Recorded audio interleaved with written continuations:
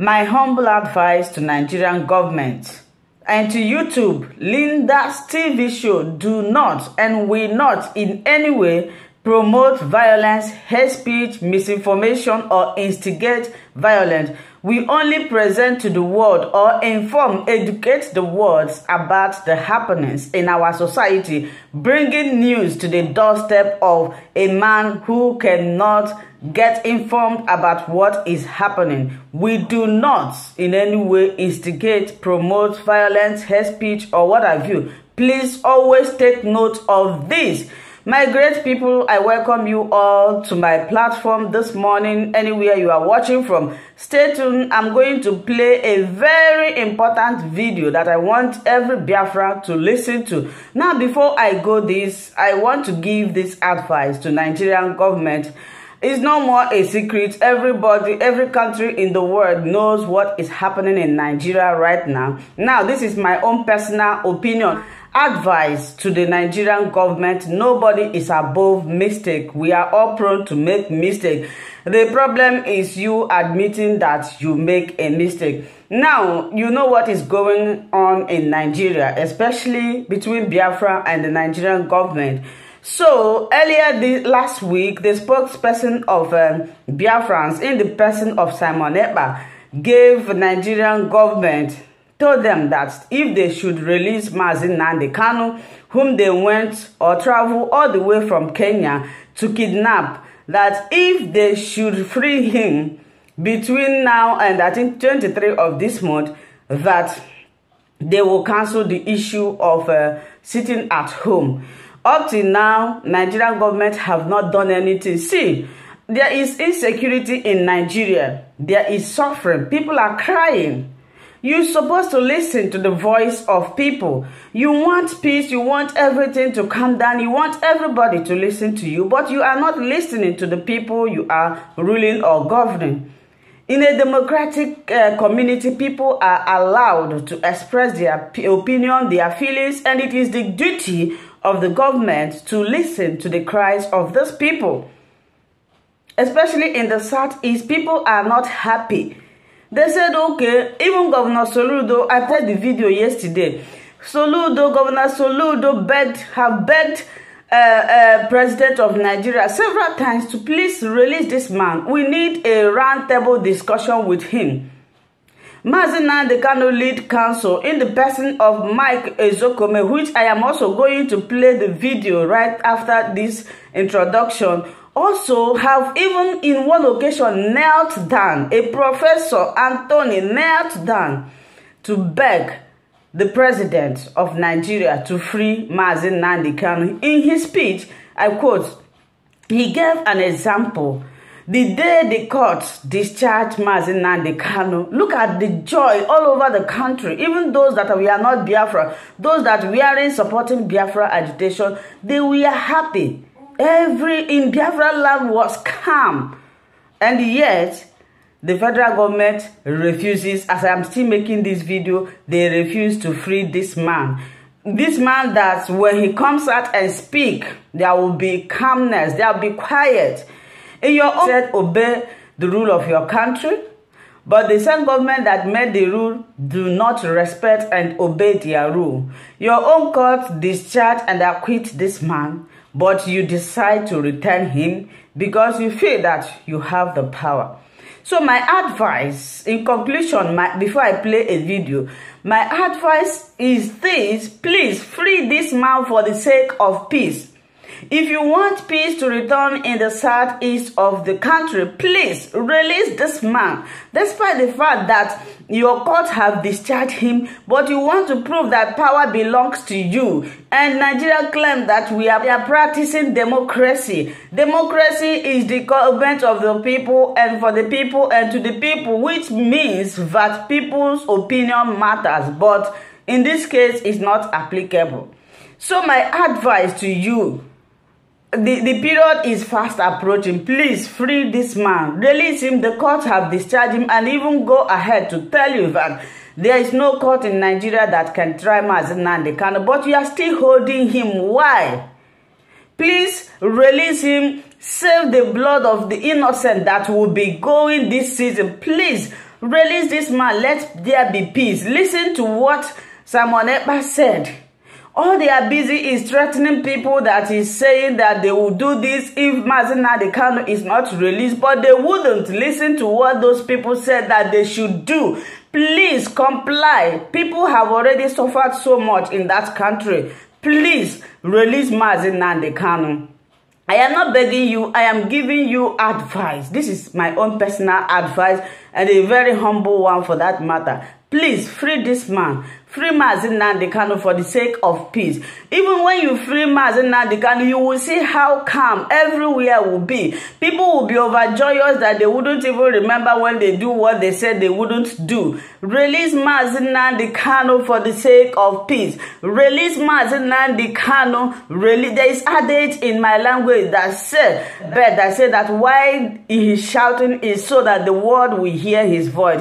I am saying it now. Please, Nigerian government, leave Nnamdi Kanu to go so that there will be peace in the country, and especially in the southeastern part of the country where the hoodlums, all kinds of immoralities, activities are going on just because people use the advantage, the opportunity of Nnamdi Kanu to be committing crimes in the name of agitation. Please, let this man go. Let him go. Let him go. So I'm going to play a video for you to watch. If you think what I just said it makes sense to you, please write your comment in the comment section. And for YouTube, this is just to bring information to the world, not instigating, not misleading, not creating violence. Please, I beg of you. You can watch the video now.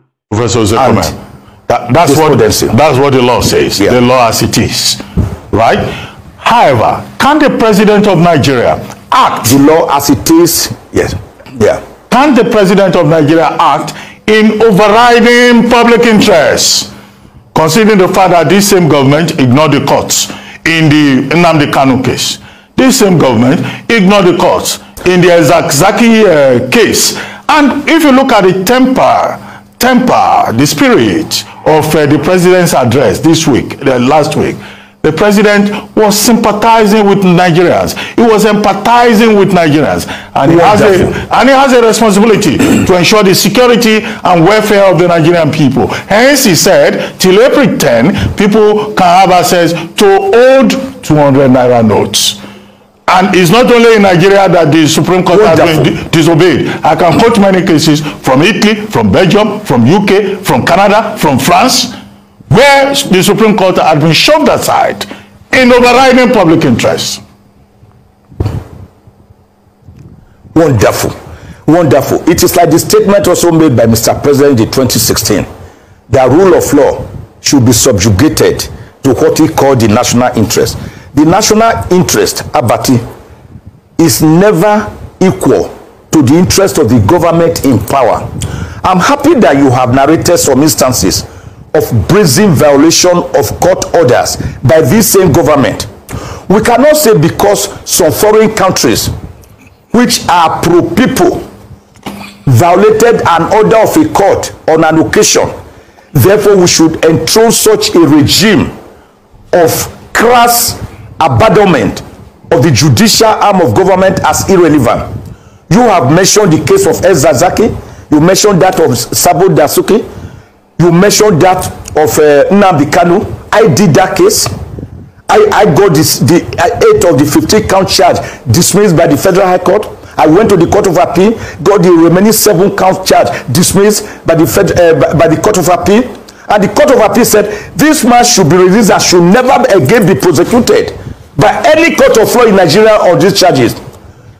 As I speak to you, the federal government is holding Nnamdi Kanu in his SSS gulag. You are telling me that is in the national interest? So when the president decides to violate court orders, you say it is acting in the national interest? Where has Mr. President been?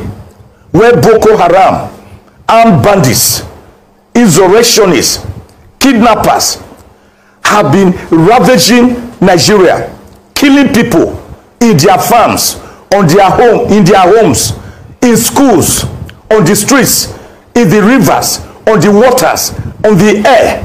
Where was he? Where has he been when kidnappers will dictate to parents of kidnapped school children the type of food they must buy for them to sustain their children for the purpose of paying ransom?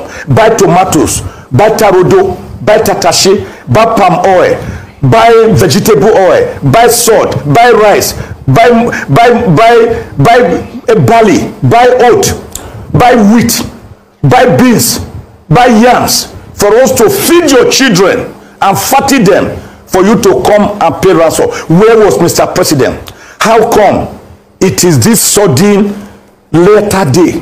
Let me not be mistaken, but let me put this caveat. Let me enter this caveat.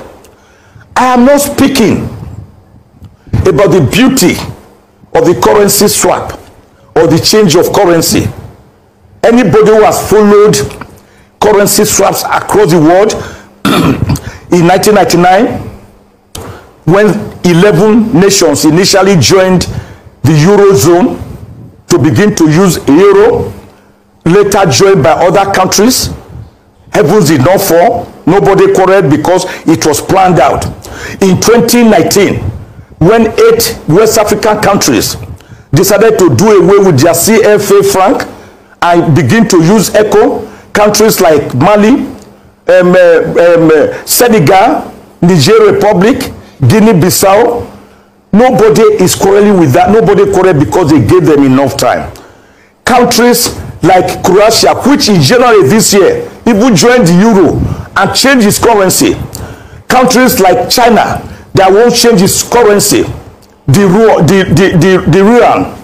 Countries like Russia, when it broke down into 15 states, sovereign states in 1991, changed its currency in 1992 to have new coins.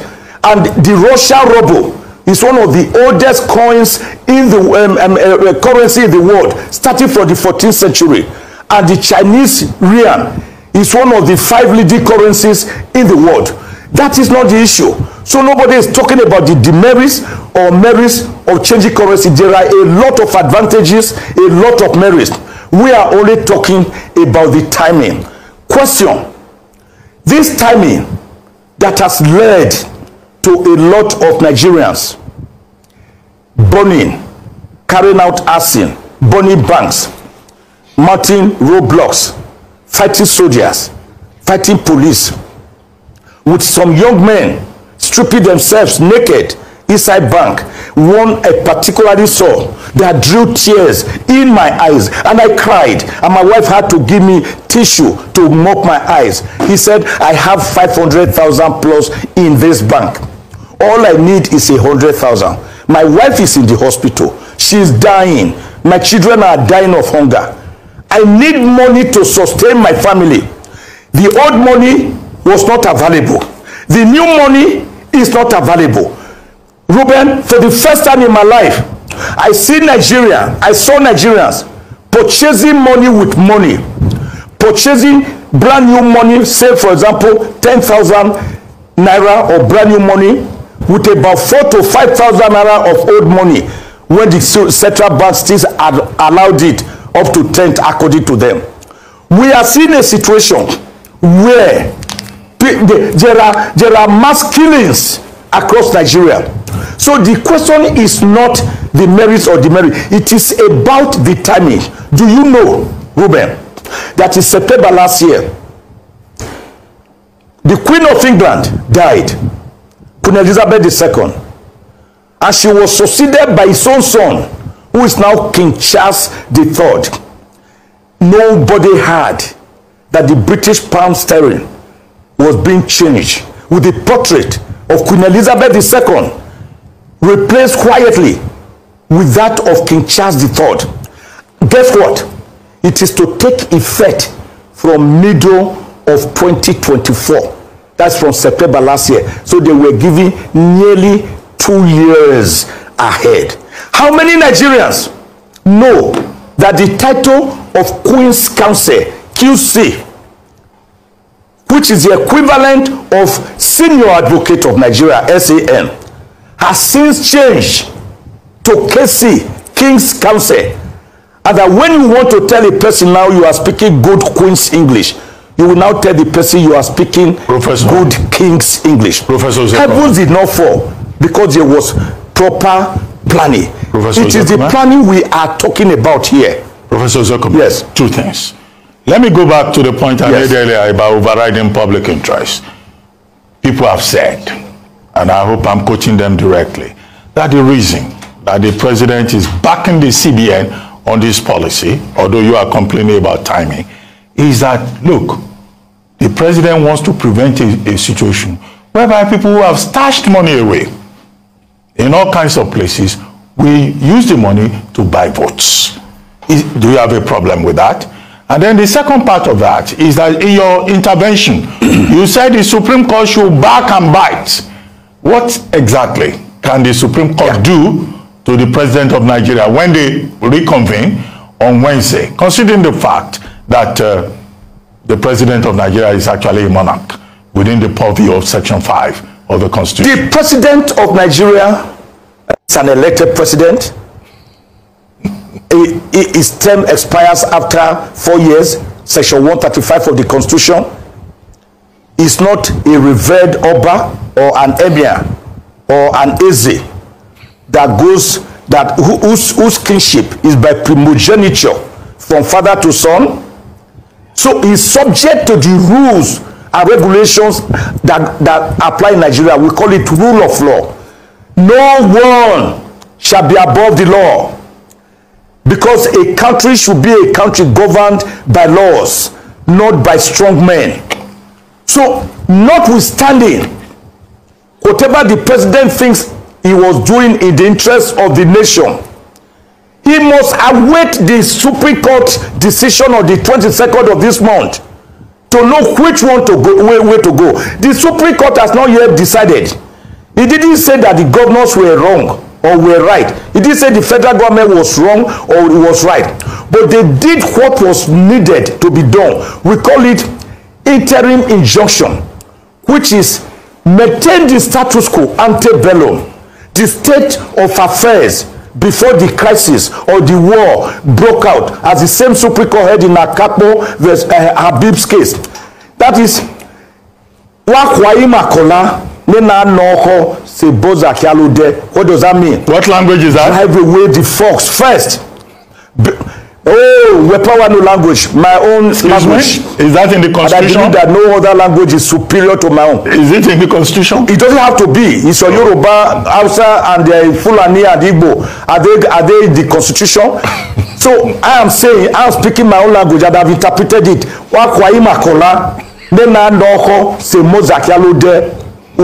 That is, drive away the fox first before you blame the fowl for wandering too far into the forest.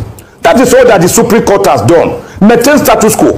And you are now telling me that the president can, on his own volition, vary that order of the Supreme Court by saying, oh, don't follow what the Supreme Court is saying.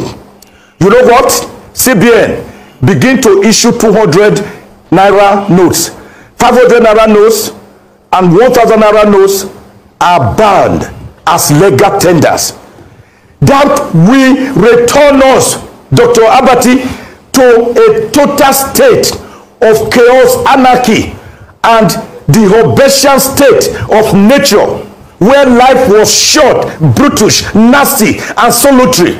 We cannot have that in the year 2023. And then you ask the question, what can the Supreme Court do? Because the president, of course, has immunity under Section 308 of the Constitution. But the president's immunity, the vice president's immunity, a governor's immunity, a deputy governor's immunity, all under Section 308 of the Constitution, subsists for as long as they are in office. And the Supreme Court has even heard that although you cannot charge them to court for now, you can probe them, you can investigate them, and then you use the process and the results of investigation to later charge them to court if you want. So the Supreme Court may not have the power. It does not have a gun of its own. I mean, after all, it was said like that by Alexander Hamilton in his Federalist paper. number 78, where he said that the judiciary is the weakest of the three arms of government because it has neither sword to defend the judgment nor purse to keep any money. We know that, but the court, and the Supreme Court for that matter, the highest court of the land, has moral authorities to deprecate in very strong words what the president has done, so that never again must we build strong men. Thank you so much, my wonderful viewers, for watching this video together with me from the beginning to the end. Like I said before, if you like what you see here, if you like what I do in this platform, as you have finished watching this video, please hit that red button that says subscribe and put on your notification bell to all notification. In that way, you'll be able to know when I upload a new video. Share my videos, leave your comments in the comment section constructively. Until I meet your way again in my next video, I still remain your Linda's TV show. Bye-bye.